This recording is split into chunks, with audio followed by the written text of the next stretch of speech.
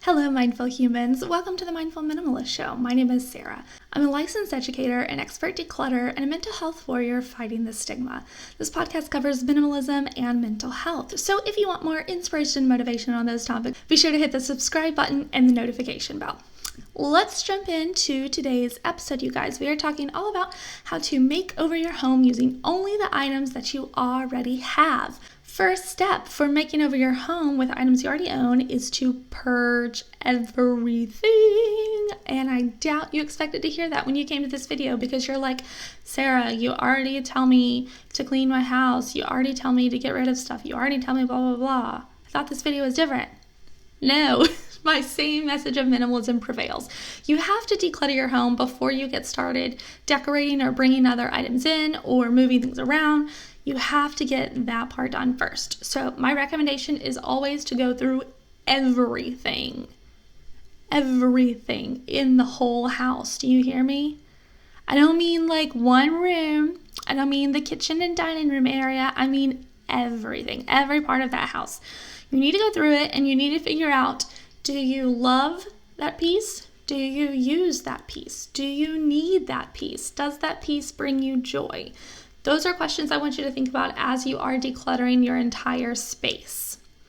So if it's something that you don't love, don't need, doesn't bring you joy, gone. You're either going to donate it or trash it or sell it. That's always a good option too. One of the things that I really, really want you to get rid of, and there's a few. First thing I want you to get rid of is any heavy curtains you have on your windows. Get those things down. They're collecting dust. They're blocking that natural bright light that you could have coming in. So I would get those down and opt for something more like either just straight up open windows or some nice classy blinds might be a good option for you. But if we're not talking about buying items, I would say just take those bad boys down. You do not need those things. All right, so the next step would be to organize and find a home for each item. So we have decluttered everything. We got rid of the stuff that we don't need, but we need to make sure we have a home for all of the items we're keeping. And I've heard someone explain this. I don't know if it was Marie Kondo or someone else, but they talked about having a home for each item. And so it's like at night you're putting it in its resting spot and the next morning you wake it up and then it comes back out. And I know that sounds kind of silly. I'm not trying to personify objects or say I believe that they are, people or whatever. Because I know some people go down that weird little trail of oh, that's so bad for you to talk about things as if they're people. By doing this, you're going to have a much cleaner house, more organized. You're going to know exactly where everything is whenever you need it. And it will help your house be much, much, much more clutter-free.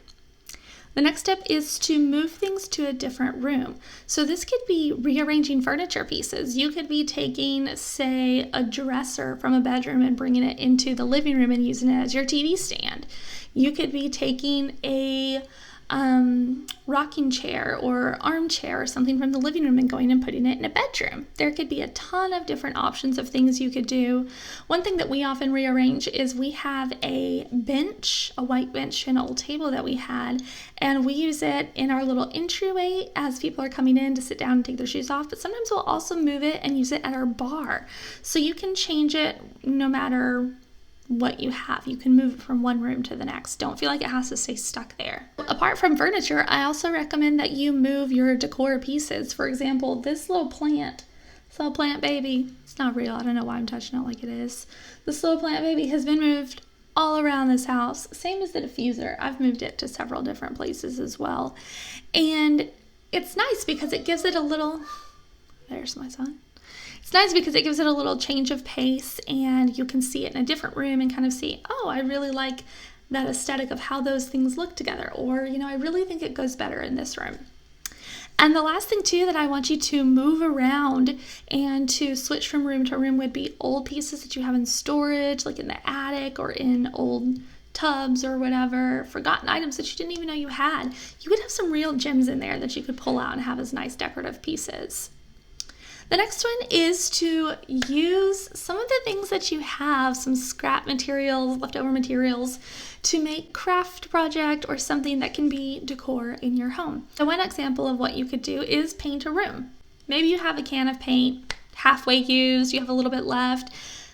Go use it on a room. Why not go spruce up one bedroom that you have, or even do an accent wall? Those are super trendy right now. So even if you just have a little bit of some materials, you can do something impressive like that.